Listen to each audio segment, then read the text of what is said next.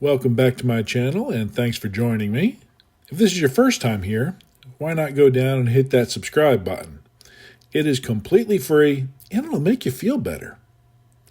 Today we are taking a look at the Myriads of Face Owlet Moth figure from JPT Designs and X-Pop Costume. This will be my first figure from JPT Design and I am anxious to take a look at it. But the first thing we're going to do is take a look at the box. This figure is part of their designer series, which means it's an original design, not based on any kind of existing property. But let's take a closer look at the box and see what it offers. Okay, the front of the box we have an original piece of artwork, which is a comic book-like version of the figure. In front of the moon, it appears with part of a moth wing on the side. It's very stylized, but cool. Around the side, you have the moon continuing, but now it looks like you're looking at it through a window framing. You've got the name of the figure and the company name. On the back, a bunch of different descriptions. Much of it I cannot read. And warnings. On the other side, a kind of quiet moth face and what looks like the edge of the figure kind of in silhouette. We're going to open it up and see what it holds. Box is held down by a magnet, so once you open it up, the first thing you are greeted with is on the inside a bunch of more writing. And then an impressive looking nice envelope, again with the same stylized art figure embossed on the front. Opening up the envelope, you have an instruction sheet, some string, and a pair of tweezers. I am not going to let the string and tweezers alarm me until I have to. Inside the instruction sheet gives you some guidelines on how to set up the figure and a little bit of how the body works. Underneath that, there's some nice rigid foam. It's a little bit denser than what you usually get. And then you have the figure and some of her accessories. Below the top layer, you have the rest of her accessories and what looks just like toothpicks, but we'll get to that in a minute. It didn't appear to me that the figure originally came with a base, but I was wrong. So we're going to get our accessories out and take a look at them. Okay, here's everything JPT decided to give us. We're going to start with her jute, which is made of actual metal. That's going to be a consistent theme. There is a lot of metal in this figure. It is sharp, and it comes with two of them. How they shipped these in the box was really pretty clever. Because they're black and they were down in styrofoam, they didn't want you to miss them. So they strapped them to the toothpicks. You pull out the toothpicks, you undo the rubber bands, and you've got the weapon. Never seen that before. It was kind of clever, and that way they don't get lost. Next up, 2 smoke bombs. They are magnetic. You can see as they're stuck to each other. We'll show you how that gets on the figure in just a minute. They have some writing on the side, and they look really well done. They look wrapped in paper. It's very authentic, and they're very well done. Moving on to her mask. It's a moth design. It looks kind of like bone and eerie. There is a flexible string on the back so you can put it on the figure. If you look at the nose, it definitely looks like a moth. It's really well done and weathered and eerie looking. It looks like bone. Moving on to her wings. Again, all the structure is made of metal. They are articulated on the top part so you can spread them out. They've got an interesting design on the material. You can see the stitching marks on them where they look handmade.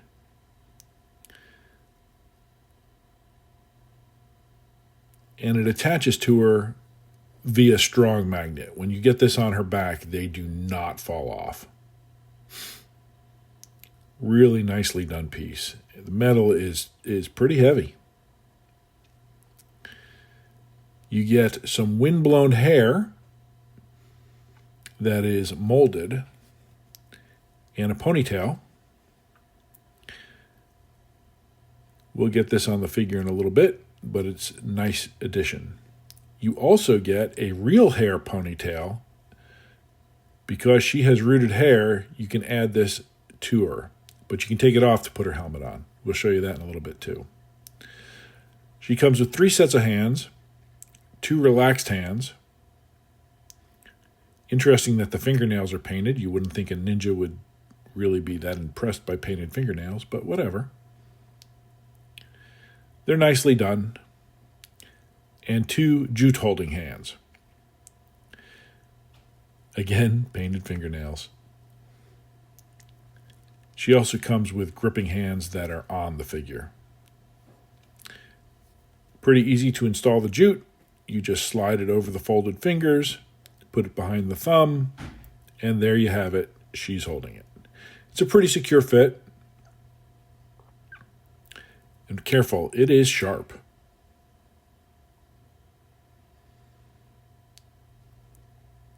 Let's get that out. I would have liked a greater array of hands. Probably fists would have been nice. The last thing she comes with is this metal disc.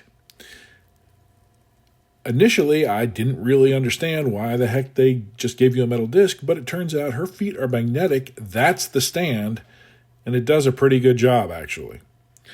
So let's take a look at the smoke bombs. That's how you fasten them to her belt. The belt's magnetic. You just drop them right on, and they stick. Pretty simple. I also forgot one other thing that I would consider an accessory. Her helmet.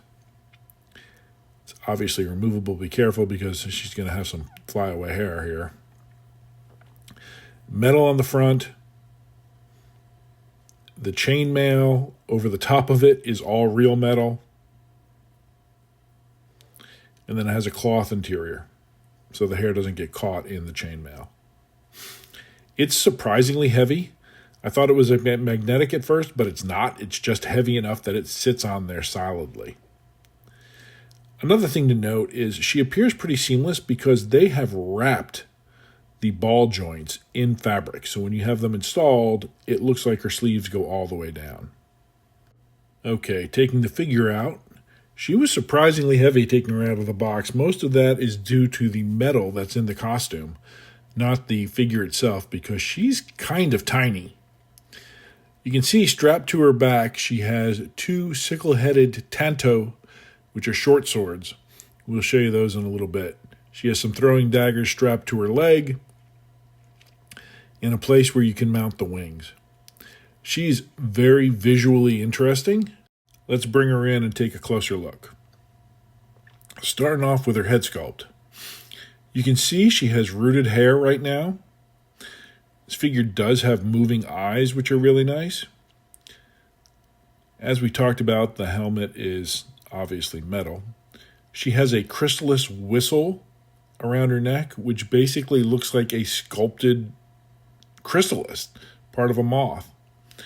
The armor around her waist is all metal, as is the bone-like armor on her arms. That's all die-cast metal. The ropes are real rope. Nothing is sculpted plastic except for this part of her lower armor. That's plastic. But the cords are all rope. Her pants are baggy. They have a pattern on them. They're so dark you can't tell whether they're weathered or not, but they look good. And you can see she has 3 throwing daggers strapped on her leg. The shin guards are armor. They're metal. The top of the foot armor is real metal. For such a small figure, she really has some weight. and they did such a great job with the outfit. You can see why they included extra string. Hopefully I'll never have to use it. We are going to take a look at the short swords on her back. They came installed on the figure, so they did get included in the accessories. They are real metal. They are kind of sharp. The chains are also real metal. And they go down to these claws that, forgive me for a second, they literally get hooked on everything. They are real metal claws, and they snag a lot of stuff, so you want to be careful with them. Also, these things come apart. So you pull it up, you flip down a little piece of steel hook, and you can separate the sickle from the dagger. Now it's two separate weapons. It's very easy to do, and it's a very secure fit when you put them back together again, and it's super simple to do. Just move the clasp up, put them back together, put it down in the notch, and there you go. It's secure. We are going to take a look at her head sculpt now. Let's get her off the body, get the helmet off, and take a look. Taking a closer look at her head sculpt, it's not hyper-realistic. It's kind of a cross between realistic and anime, I would say. I like it, though. You can see some scarring, some blood splattering. The headband holds the hair down, but it has a tendency to fly away. She has moving eyes, and the easiest way to access them is to remove the faceplate. Once you do, you have easy access to the posts in the back, so you can move her eyes around. The eyes are really well done. They're glossy, they may be glass, and they've got a little bit of redness to them. Here she is with her wind-blown hair. Again, very easy to install. It looks good, but I think I like the rooted better. But I know that there's a lot of people that don't like rooted hair. I do like the way this whips across her face, though. It definitely gives you different looks. Next up, we're going to get the moth mask on her and put her wings on her back so we can see what she looks like in her total moth assembly. This is probably not a look I will ever use, especially the moth mask. I like the head sculpt better, but it's definitely an interesting look. Let's get her back to normal and take a look at articulation. This is a custom body by JPT, and I have high hopes for articulation. Looks back pretty far, looks down pretty far. Head pivots left and right, and obviously will twist left and right. The arms will go all the way up to there, even with the armor on them. Out front to there. Double bend at the elbow that goes way past 90. Hinge and swivel at the wrist, which is a little bit stiff due to the fabric. And there is a pivot point at the bicep. Has a butterfly joint that goes up and down, but the costume is slightly restrictive. Bends at the waist forward to there. Again, the costume restricts it more than I think the body does. And back to there. The body is nice and stiff, so it will hold poses. Legs out to the side to there. Up front to there, which is fantastic. Double bend at the knee. And a toe joint. They've also done something else I haven't seen before. They've added a secondary joint at the top of the leg so you can get this figure to completely crouch down and bring her knees all the way up to her chest. There's also a pivot point at the top of the thigh. This is a really well-designed body that is limited more by the armor than the body itself when it comes to articulation, especially in places like the waist when you're dealing with metal. But let's get her out next to other people. So I didn't really know who to compare her to, but here you go with Marvel's version of a ninja, maybe? The Artisan Black Widow. You can see she's a fair bit shorter. So let's get to some other kid. Okay, in art's Hermione Granger. You guess you gotta figure the Moth Ninja is a teenager? Because she's well shorter than Black Widow and well taller than Hermione. The one figure I have that she might go with is Caustic Plastics Tushiro Mufuno. They look pretty good together. I don't know if I'll pose them together, but I could see this working. She is much shorter than he is, but if she's a teenager ninja, it's just gonna have to work. So what are my final thoughts on the Owlet Moth Ninja? Well, honestly, I think JPT Design knocked it out of the park. It's a figure unlike most everything else I have in my collection, but I absolutely love it. I love the way it looks. I love the way it poses. And I am now going to be keeping my eyes open for other products from them. And in fact, I'm probably going to try and go back and get the first in the series if I can find it. Overall, I am very happy with this figure. Do I wish it came with some closed fists? Yes. Maybe one or two other hands.